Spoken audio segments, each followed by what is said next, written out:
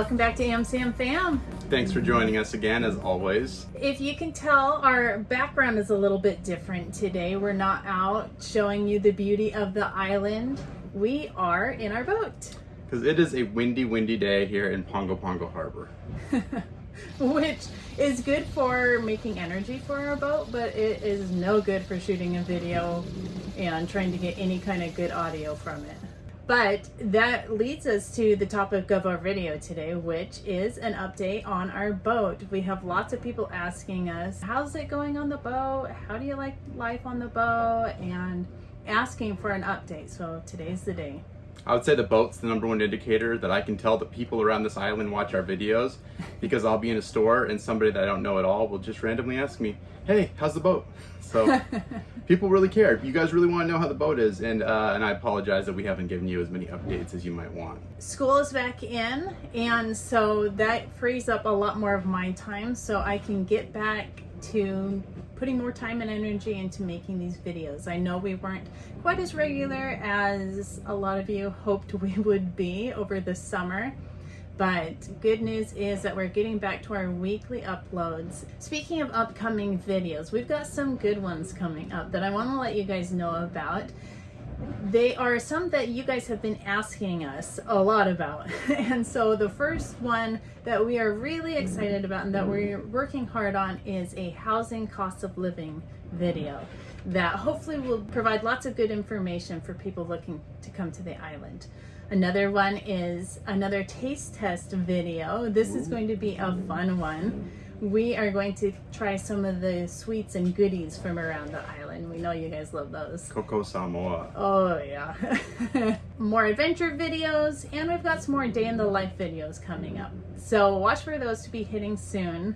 And before we move on too much further, we did want to give a shout out to our patrons. Patreon's been a fun platform for us to use and be able to get on a whole new level with the people that are following our videos and watching us, and allowing us to kind of communicate with you in a different way, and also allowing us to give you kind of special access to exclusive merchandise for AmSamFam. So we love you guys. Thanks so much for being our patrons. If you are interested in being a patron, go ahead and check out the link below, and it'll take you right to our Patreon page, so you can see what it would take to be a patron and to be able to get on a whole new level with AmSamFam. But I think that's all of our announcements. With that, let's talk about our boat. So to begin, we've got our big news with our boat that we are super excited about is we got more solar, a great big huge solar panel, which gives us lots more energy.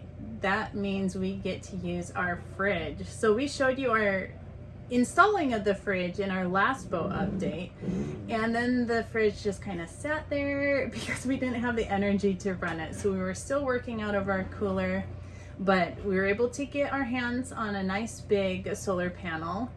Nate used his newfound expertise in electric systems and circuits and everything, and was able to get it hooked up and did a great job. And we've got a working, running fridge now. Now, just one little bit of drama that came with that we figured out was, and this is just such a learning process, is we have learned a lot more about an inverter, which is what converts our 12-volt electricity to 120-volt AC that we can run our refrigerator off of.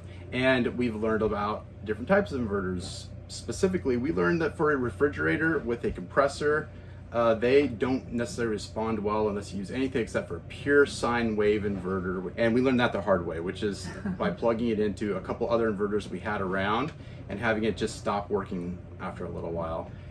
Which is really frustrating. So we also ordered and bought a brand new, nice pure sine wave inverter that is enough electricity to run pretty much all of the outlets around the house and run our microwave and our refrigerator and everything. And it is such a funny little thing that I always took for granted before, being able to just open a refrigerator and have it there. But after having months of going and getting a bag of ice every day and working out of a cooler, and like, I appreciate having just a refrigerator now and opening it up and seeing the light, feeling the cold, getting a cold drink out. We have a little refrigerator that makes me so happy. Yes, and freezer too. It's got a freezer section that actually keeps our food frozen, which it just makes such a huge difference in the quality of life here. So one caveat to all this we talked about this a lot before, is that we needed to hit two things on electricity. We needed to do solar and batteries. We need to get the lithium batteries in, and we have still been unable to figure out a good way to get lithium batteries here, and they're so expensive. We're trying to source out the right ones anyways. So we still don't have the full battery bank, which means our solar is sufficient. It makes more than enough electricity all day long, more than we could even use, and more than the batteries can use. And we run a lot of other things during the day, and it still produces an excess of electricity, and we can't capture all that. So we still need bigger batteries. So we're at the point that we usually will turn off our inverter, which means the refrigerator turns off later at night, 10, 11 at night, usually, like right when the last one of us are going to bed. And when the first one wakes up in the morning, we'll turn it back on. But that's during the time when nobody's opening the fridge, and it's been working okay. But we're really looking forward to getting the batteries in so that we can just have it on all the time and never think about it. So when you ask, how's life on the boat? Much better now. Yeah. It's kind of like normal. Yeah. About as normal as it might ever be, honestly. Yeah, so another question that you guys have been asking a lot is what we do about showering and toilets. And so, yeah, life is pretty much normal here with the exception of those things. We still use a lot of the facility over on the dock here just because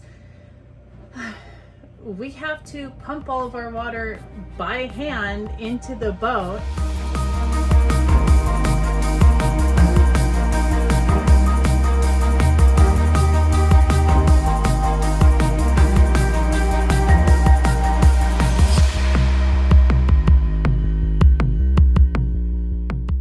And so things like the shower, it uses a lot of water.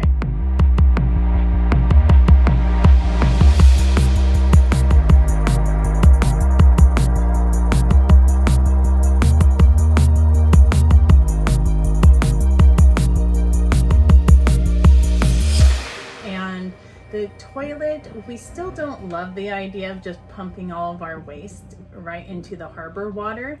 And so we've got our composting toilet that is working great, but we've got a family of 5, and so, sometimes it's nice to have a second bathroom. And so we do end up using the toilet on the dock a lot also. I will say composting toilet is such a pleasant thing compared to what I thought it was going to be. I thought it'd be gross. The whole idea of it seemed kind of gross, and I won't even go into what it is really. We have a Nature's Head composting toilet. There are dozens of videos on YouTube about our exact toilet and installs and how they work, and go look them up because it'll probably be a really enlightening experience for you to understand how that works. But it's what we do, and it's just such a great solution. It's a lot less disgusting than the other head on the toilet, to be honestly. The other head on the toilet, like, it's just, you literally like go into a big tank and it just holds in this big tank, and it gets gross and gets stuff really and stinky. And the Nature's Head toilet, it composts it covers it up. There's no smell. It's clean. It's just so nice. We also get a lot of questions, and we wanted to cover about what we do on a daily, weekly, monthly basis, just in terms of maintenance on a boat. I think everybody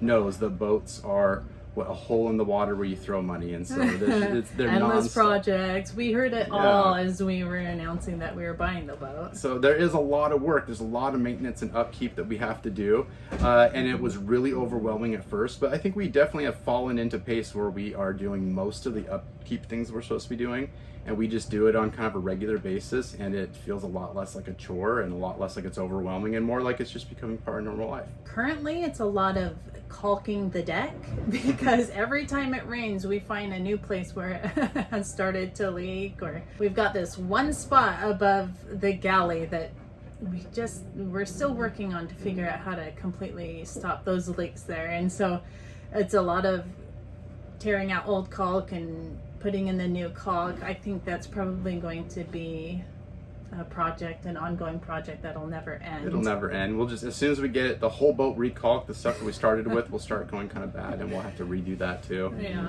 And to be clear, the leaking water is not just inconvenient. It's not just annoying when we're trying to eat dinner and it rains and you get a drip on your back. It's also really bad. If you saw some of our earlier videos, you know how bad it can be for a leak to not be located and for it to leak for a long time, and it really leads to a lot of damage. And so we're trying to keep this boat in good shape, and we're trying to take care of these leaks so we don't get that kind of rot and have any mold problems in our boat. Yeah, we've got it kind of pretty much set up the way we want it now. We don't want to have to tear anything else out. Yeah.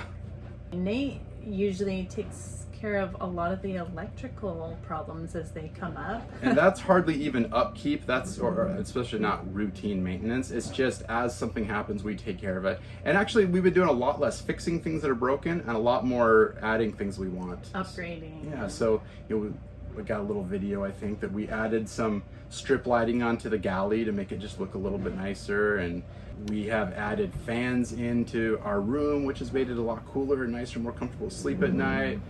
We've wired in, obviously, the solar panel. That was a big one. We had to run a lot of new wiring and do a lot for that. So we've just done a lot of little things. Probably the biggest one, this goes back to the leak, is our navigation station. Had one of the worst leaks on the whole boat, and it just rotted out the entire switchboard for it with all the fuses, and it was all rotted out, and almost nothing worked there anymore.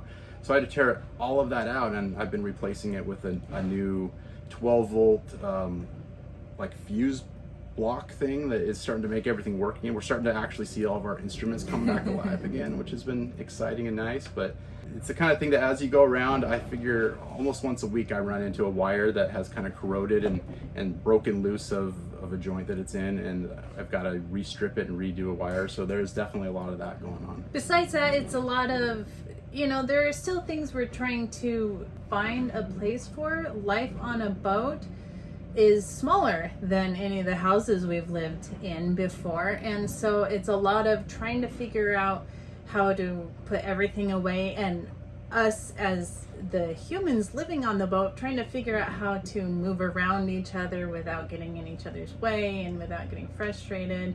We've got this one spot that is a no stand zone.